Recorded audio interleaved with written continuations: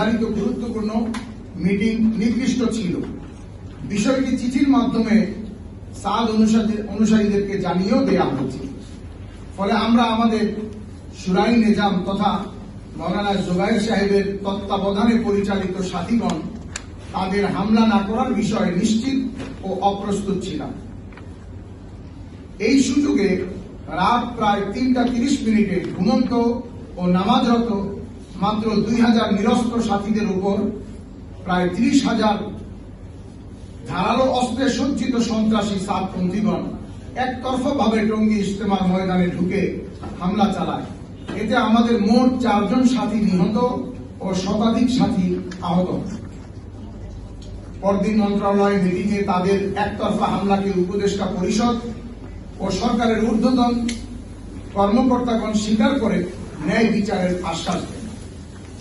ওই সময় আমরা জোরালোভাবে জানিয়েছি, এই মাঠে সাতপন্থীরা আর ইজতেমা করার কোন অধিকার নাই। পরবর্তীতে সরকার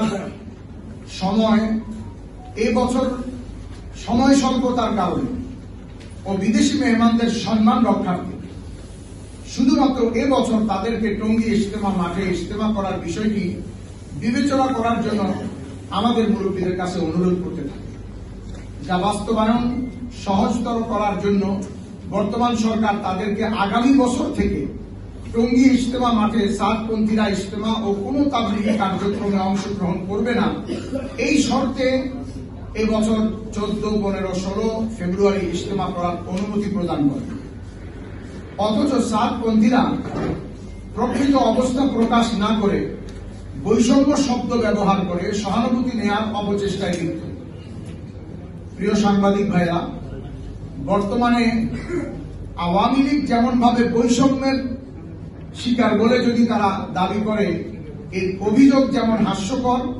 ভারতের বিতর্কিত একজন ব্যক্তি যে নবীর সমালোচনা করার অপরাধে অভিযুক্ত, তার পক্ষে সমান অধিকার আদায় করার চেষ্টা আর তার থেকে অনেক বেশি হাস্যকর, আপত্তিকর ও অগ্রহণযোগ্য।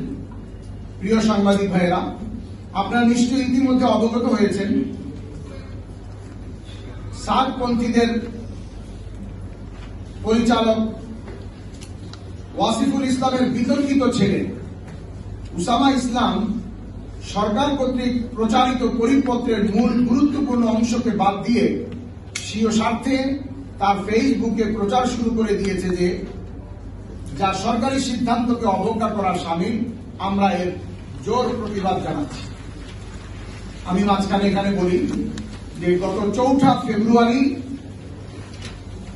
স্বরাষ্ট্র মন্ত্রণালয়ের জননিরাপত্তা বিভাগ থেকে একটি পরিপত্র প্রকাশ হয়, যা আপনাদের অনেকের কাছেই হয়তো আছে। এর মধ্যে 3টি বিষয় ছিল। তার মধ্যে দ্বিতীয় বিষয়টি ছিল তবলিগ জামাত বাংলাদেশ মাওলানা সাদ সাহেবের অনুসারীগণ এর বিশ্ব ইজতেমায় দ্বিতীয় পর্ব আগামী 14, 15, 16 ফেব্রুয়ারি 2025 তারিখে অনুষ্ঠিত হবার পর 18 ফেব্রুয়ারি 2025 তারিখ বাদ মাগরিব মাওলানা সাদ সাহেবের অনুসারীগণ ইজতেমা ময়দান প্রশাসনের নিকট হস্তান্তর করবেন। এরপর একটা প্যারা আসে, তবে তবলিগ জামাত বাংলাদেশ মাওলানা সাদ সাহেবের অনুসারীগণ আগামী বছর থেকে তাদের বিশ্ব ইজতেমা ও তাবলীগী কার্যক্রম টঙ্গীস্থ ইজতেমা ময়দানে করতে পারবেন না। এ শর্ত পূরণ সাপেক্ষে শুধুমাত্র 14, 15, 16, 2025 তারিখে ইজতেমা করতে পারবেন। উসামা ইসলাম সে তার ফেসবুকে এবং তাদের অনুসারী অনেকেই এটাকে ফলো করে তারা প্রচার করতে থাকে। সরকারের এই প্রজ্ঞাপনের বিষয়বস্তুর মধ্যে থেকে 3টির মধ্যে থেকে 2টি উল্লেখ করে।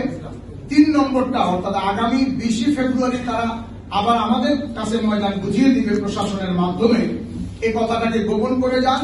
এবং বিশেষ করে যে তারা আগামী বছর থেকে আর ইজতেমা করতে পারবে না, যেটা সরকারি প্রজ্ঞাপনে সিদ্ধান্তকৃত, এটাকেও সে গোপন করে তার ফেসবুকে সে সরকারের বিরুদ্ধে এই প্রচারণা চালাইতে থাকে। আমরা মনে করি এটা সরকারি প্রজ্ঞাপন এবং সরকারি নির্দেশকে অবজ্ঞা করা এবং সরকারি নির্দেশকে গোপন করা, হাইড করার অপরাধে তাকে শাস্তির আওতায় আনা হোক, কিংবা সে দ্রুত ফেসবুকের মাধ্যমে যেভাবে সেই অন্যায় করেছে সে আবার জাতির কাছে ক্ষমা চেয়ে এটাকে ঠিক করি। পরিশেষে আমরা জনাব ওয়াসিফুল ইসলাম সাহেব সহ সাদ অনুসারী ভাইদের আবারও উদাত্ত আহ্বান জানাচ্ছি, আসুন